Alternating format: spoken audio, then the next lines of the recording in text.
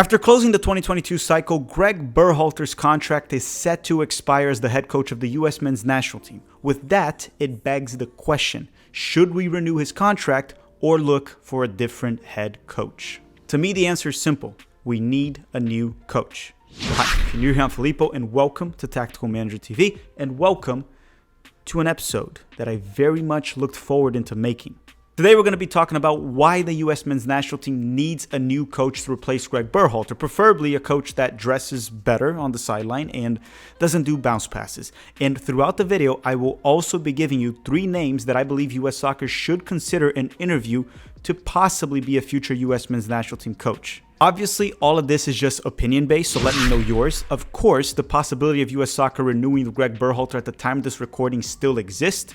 It has been heavily reported that they want to keep Gregg, but that Gregg Berhalter is considering his options and wants to coach club soccer in Europe. Yeah, let me know who you think should replace Gregg Berhalter as the U.S. men's national team coach if he leaves.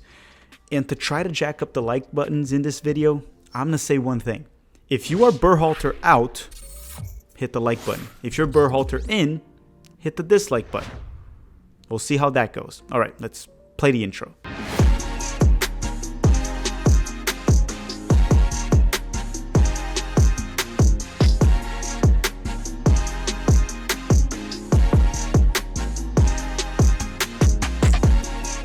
Before I go into what I would be looking for in a different coach and what are the names of these coaches, why don't I go through a few reasons of why I believe Gregg Berhalter has to go as the U.S. men's national team coach. The first reason, I think we can all agree, regardless of you liking Gregg or not, historically, 2 cycles for a national team coach does not go well, especially with the United States. The team needs someone with a different vision, new ideas, and in the case of Gregg Berhalter, someone more qualified with a better resume. For the United States alone, Bruce Arena did great for the 02 cycle, then he had a terrible 06 World Cup.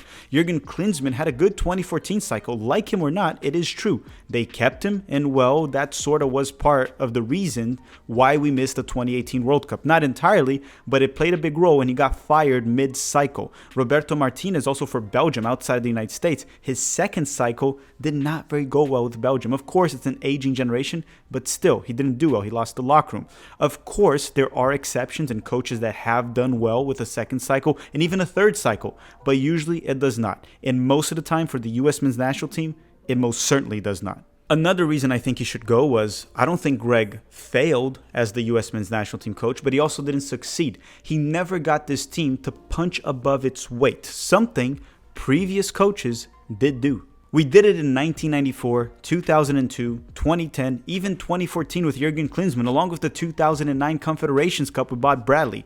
Time for us to find a coach that can maximize the talent we have and take us to the next level. I haven't seen that with Gregg. It's mainly those points. I really don't think it matters if you love Gregg or you dislike Gregg. We need to find a new coach for this cycle. Our player pool is improving, so it's time to improve the coaching staff.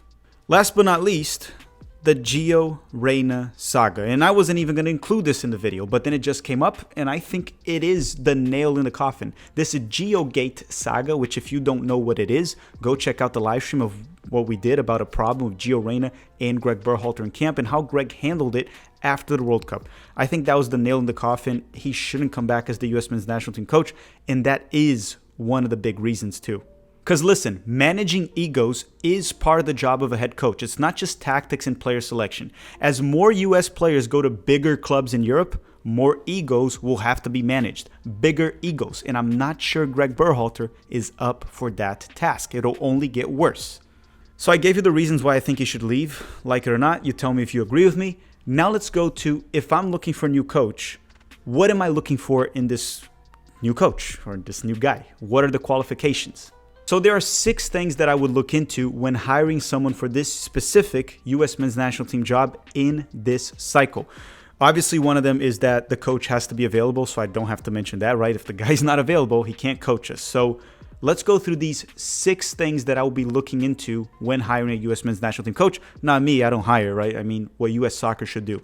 Number 1 is I believe this coach, because we have such an important cycle, he needs to have international experience. He has to have coached a national team, okay? We want a coach that has experience at that level. Now, the second thing I'll be looking into is a coach with a proven record in the international level of punching above his weight. And this is actually extremely important, like it or not, especially because when it comes to the World Cup, we will have to beat teams that are better than us if we want to do something special. Teams that are just have more technical players, more quality, more talent. That will happen if we want to do something special in 2026. Or at least a coach that has a proven record of maximizing the talent pool that he has with a national team. Okay, what else am I looking to? And number 3 is avoid an ideologue. This coach needs to have a track record of being tactically flexible so he can adapt to our best players and not our players adapt to him, like we've seen a few times with Gregg Berhalter in his system. With the national team, the coaching staff does not have much time with the players as they do at the club level. They also can't make signings, sell players, send a player here, bring a player from there. The players you have are the players you got, and you don't have much time with them. So being an ideologue is a major problem. We need someone that has a proven track record of being tactically flexible. Now, number 4, just to make it clear, is I don't think the coach has to be American. If he is American, fine, perfect. I would actually love that. But I don't think being American should be a priority for this specific cycle, okay? Later cycles, we can talk about it later on. But for this one, I don't think it has to be an American. The 5th thing I'll be looking into is I know some coaches don't speak the native language and they coach the national team, but I do think the US men's national team coach should speak English, with rare exceptions. I think it's important so you can communicate with the players. For you to build bonds with the players, actually connect with them, you have to be able to communicate at the language. You don't have to be fluent. If your English is as good as Harry Kane's, it should be good enough. And trust me, his English is not that good, but it's good enough to communicate with everyone. So you get what I'm saying. English, depending on the scenario, you can get by it, but I do think it's important that the coach has to speak English. The 6th thing that I'll be looking into, and the last one until I go and give you my 3 coaches that I'll be looking into for the next cycle, is to avoid MLS coaches, at least for this specific 2026 cycle. Look at it this way. When Klinsmann wanted all of our players in Europe, we still had many MLS players that were US men's national team quality. Now that we have most of our talent in Europe, we need a guy with more of that mindset that Jürgen Klinsmann had. Of course, MLS players can and will make the roster, as they should if they're good enough. We can't bring a coach who favors MLS players that should not be in the roster. We lived through that with Gregg Berhalter, with Aaron Long, Jordan Morris, Arriola, Roldan, Jesus, and many others. Then, of course, there are the MLS guys that made it to the team and deserved and earned it, like Kellen Acosta, Walker Zimmerman, Turner when he played for the New England Revolutions. You get my point. We need to encourage our players to go to the best leagues in the world. One of the few things I think Klinsmann was spot on. One of the few things I actually agreed with him. An MLS coach could do just fine. A few have. I just think we can do better in this cycle, and the risk would be larger if we brought in an MLS coach of capping our talent. So personally, for this specific one, I would go with a foreign coach. Or someone like Marsh, that's in Europe already, Pellegrino Materazzo. We'll talk about that in a second. So now I want to give you my candidates that I believe we should interview. But before we get to that, keep a few things in mind. We need to keep this realistic, right? Gregg Berhalter makes around $1.3 million a year. Holy shit. It's a lot for Gregg Berhalter. Definitely needs a pay cut right there. That's a big overpayment for what he does. But anyhow, that means I'm going to assume that the budget US Soccer has is likely below $2 million a year. They also have a rule that, or used to have a rule that the coach must live in Chicago, but I don't think that'll be a problem or if it'll even be enforced. Okay, so that should be flexible. I'm not going to consider that too much. I also want to say that I do think that the US men's national team is an attractive job, lots of exposure for the 2026 World Cup, and young, promising talent. But it's most certainly not the most attractive soccer job in the global scale. This might actually be the most attractive this job has ever looked, but it's still way less attractive than coaching title contenders in the World Cup and clubs in the Champions League. So now, which coaches or which top 3 coaches would I want US Soccer to at least interview and possibly be our next coach? Keep in mind that the 3 names I'm about to give, 1, they're not ranked, and 2, I'm not saying they have to be hired as the US men's national team coach. I'm just saying that US Soccer should consider them or maybe interview them, and then they have to make the decision that's best for the federation. I'm not the one that can make that decision. I definitely don't have enough data to do so. But these names to me should be considered. And the number 1 that I want to talk about, and again, this is not ranked, is Ricardo Gareca the former Peruvian national team head coach. So first, he is available. He's unemployed at the time of this recording. At the club level, he has had ups and downs, but after getting fired from Palmeiras back in 2015, he took over the Peruvian national team. He did get Peru to punch above their weight for 2 consecutive World Cup cycles. In 2018, he qualified them to the World Cup even though they have far less talent than other national teams in CONMEBOL, where then he fell in the group stage to France and Denmark. Those were the 2 teams that advanced back in 2018. Now for the 2022 cycle, he once again got them to almost qualify to the World Cup by going to the Interconfederate playoffs and losing to Australia on penalty shootouts. Him getting 5th in CONMEBOL was already overachieving. Now, keep in mind, he lost to Australia that at the time we thought they were very bad, but they did make it to the round of 16 in the 2022 World Cup and lost to Argentina just 2-1. So this Australian side is not as weak as we thought. But not just that, Gareca has showed that he is very good at knockout rounds, and that is very important for the World Cup. He made it to the Copa America final back in 2019, losing to Brazil on the occasion, and then back in 2015 in that Copa America, he led Peru to 3rd place. And honestly, Peru did not have the talent for any of those achievements, in my personal opinion. They were all overachievements. I think he should be considered. The only problem here for me is that he doesn't speak fluent English, but his assistant does. So that part is extremely iffy and would put him down my list.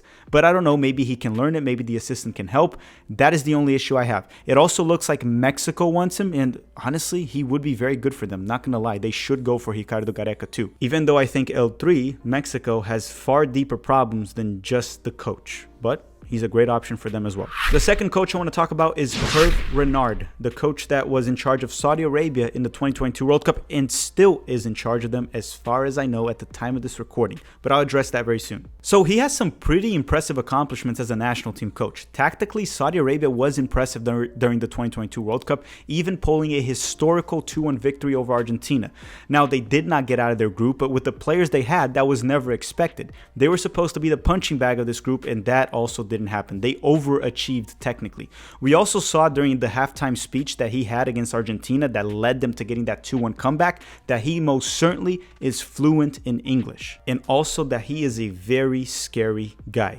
But that's not all. Hervé Renard also won the African Cup of Nations with Zambia and the Ivory Coast, which is quite impressive, especially winning it with Zambia. But the fact that he won with 2 different national teams, quite impressive. I'm sorry if I'm saying that word way too often. He has also had success in different confederations with different national teams, along with the experience in 2 different World Cups, Morocco in 2018 and Saudi Arabia in 2022. He's most certainly someone to consider. He was never given a team with the resources and talent that the U.S. men's national team can give him. If U.S. soccer was smart about this, they would consider him. Now, one problem is his contract with Saudi Arabia runs all the way till 2027 based on the information I was able to find. However, he did have a contract with Morocco till 2022, but in 2019, he resigned to take over Saudi Arabia right after. I wanted to make sure I shared that information, that he's not fully available, but he has resigned and switched national teams mid-cycle in the past.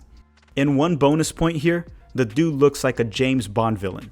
I don't know, that sounds pretty cool to me. The third coach that I think they should consider, I don't know if he's the best option, but they should most certainly think about it and possibly interview if he's available, and that is John Herdman, that coached Canada. Let's look at it this way. John Herdman got Canada to punch above their weight during World Cup qualifying. He outcoached Gregg Berhalter twice. He adapts and learns. He's not an ideologue like we talked about. He knows our player pool. He knows CONCACAF very well. He had a bad experience in the World Cup, but I'm pretty sure he learned from it, as he did during World Cup qualifying, learn and adapt in multiple occasions. He speaks English. What's unclear here is his contract length with Canada Soccer. You know, the Canada Soccer president did reference that John Herdman would stay for 2 World Cups back in 2018, so his contract might run until 2026. If it does not, we should contact him and most certainly give him an interview and see if he's the best option. Now, if he does have a contract, we can see if he can possibly resign. But to be honest, it's very unlikely that US Soccer will even contact him if he's under contract with the Canadian Federation, okay? But John Herdman is definitely someone to consider. Now I'm just going to give a few shout outs of a few names that they should consider, but I'm not going to go into details. One of them is Roberto Martinez, that was with the Belgium Golden Generation. He's out of contract. I believe he's better than Gregg Berhalter for sure. I have no doubts about that, but I still don't think he's the perfect fit. I think he did fine with the Belgian generation back in 2018, knocking out Brazil in the World Cup, losing to France, but he did lose the locker room in 2022, so that's a bit iffy for me. Now, another option I would like to talk about is Paulo Bento, that was with South Korea. He did get them to play some good, enjoyable soccer. He got them to the round of 16, possibly with the United States with more talent. He can maybe make a deep run. Who knows? Paulo Bento is someone to definitely consider in interview, and I believe he does speak English. Hugo Perez, he's definitely not one of my top 5 options, but he's also not bad. The main issue here is that he is employed by El Salvador, but of course, he knows our player pool. He did get El Salvador to, in my opinion, give us a hard time and overachieve and punch above their weight at times in World Cup qualifying. He would be someone to consider. Pellegrino Materazzo, many talk about him, the American coach that coached Stuttgart in Europe. Not enough experience in my opinion. I would not consider him for the time being. Now, you may be asking about Jesse Marsch. Here are my thoughts on that. So, no, in my opinion, he has no national team coaching experience besides being an assistant. He's also employed in the English Premier League at the time of this recording. It would be absolutely crazy if he left that job to take the U.S. men's national team job as a head coach. In my opinion, I think he would agree with that as well. I still think he's also an ideologue, and he has to work more in Europe, learn, get more experience, and his time as the U.S. men's national team coach will come in the future as he gets better and better in the Premier League. He's a young manager, and in the future, I would love to have him as our coach, but not at this cycle. Now, Joaquin Low, that I see many people talking about, I think he needs to learn some manners before he coaches another team, like stop scratching his balls, picking his nose, sniffing everything. You know, don't do those things during the game. But real quick, before we wrap things up, one quick thing about a report I saw on The Athletic about a possible U.S. men's national team coach candidate, which just sounded absolutely ridiculous. And the report from The Athletic was an article mentioning Pep Guardiola. And please, seriously, full stop right there. The guy makes $20 million a year, plays or doesn't play, coaches and manages a club in the Champions League, Premier League, signs the player he wants. Do you really think that Pep Guardiola would take a 90% salary cut to coach the U.S. men's national team in Gold Cup, CONCACAF Nations League? Not at this stage of his career. Come on. So let's be honest, that is not a serious report from The Athletic. They can put all they want. Pep Guardiola will not be here. And even if they were interested in Pep Guardiola, the U.S. Soccer Federation, if they actually were interested, it's the equivalent of me being interested in becoming the president of the United States. It won't happen. Of course it won't. I'm not even old enough. You have to be like 97 years old for that. So again, I just wanted to make that clear. No, Pep Guardiola will not coach the U.S. men's national team now. Now, many years from now, who knows? This cycle, no way, not happening. All right, everyone, thank you very much for watching. My point on this video is that there are plenty of good options out there, and US Soccer has to do its job, interview and find the best candidate, the best one, because this cycle is one of the most important cycles in US Soccer's history, if not the most important. It won't be me. It won't be any fan. It won't be you that will find who is the best coach for the U.S. men's national team. It has to be the federation. It has to do its job. Interview a few of those that I mentioned, along with many other available candidates, which y'all should comment on the description. Who do you think should be the next U.S. men's national team coach? And tell me why. And I want to thank you all very much for watching, and I'm very much looking forward to this 2026 cycle. It's going to be a massive World Cup. It's going to be tremendous here in the United States, and we have the potential to do something special as long as we get the right coach. Thank you very much for watching. Don't forget to drop a like before you go, and have a great day.